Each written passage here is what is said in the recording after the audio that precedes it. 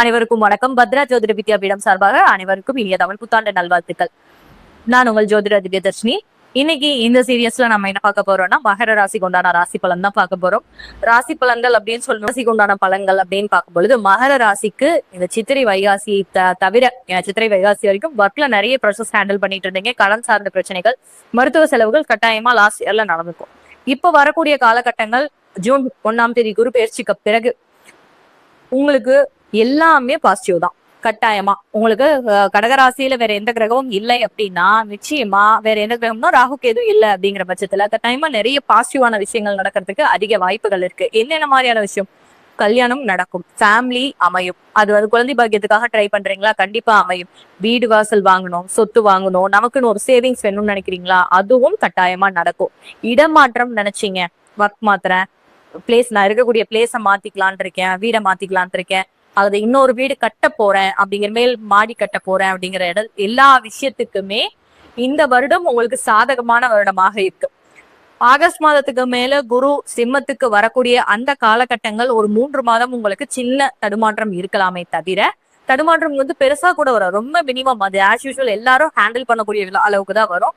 மற்றபடி ஆரோக்கியம் நல்லா இருக்கும், குடும்பம் நல்லா இருக்கும், குழந்தை பாக்கியம் அமையும். குறிப்பா 2வது குழந்தைக்காக ட்ரை பண்ணிட்டு இருக்கீங்கன்னா கட்டாயமா குழந்தை பாக்கியம் அமையறதுக்கான வாய்ப்புங்கிறது இருக்கு.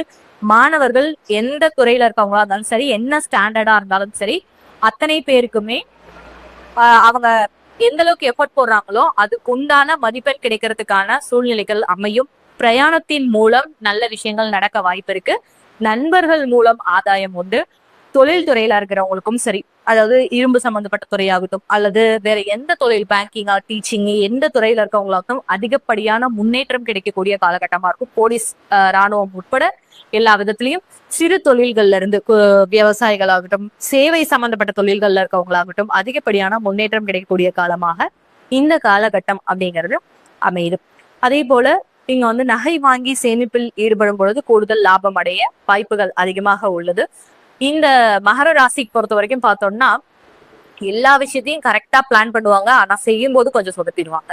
அதுல மட்டும் கொஞ்சம் கான்சென்ட்ரேஷன் பண்ணீங்கன்னா நல்லா இருக்கும். ஓவரால் உங்களுக்கு இப்ப கரண்ட்ல காலேஜ் முடிச்சு வெளியே போறவங்களுக்கு கேம்பஸ்லயே வேலை கிடைக்கிறதுக்கான வாய்ப்பு இருக்கு.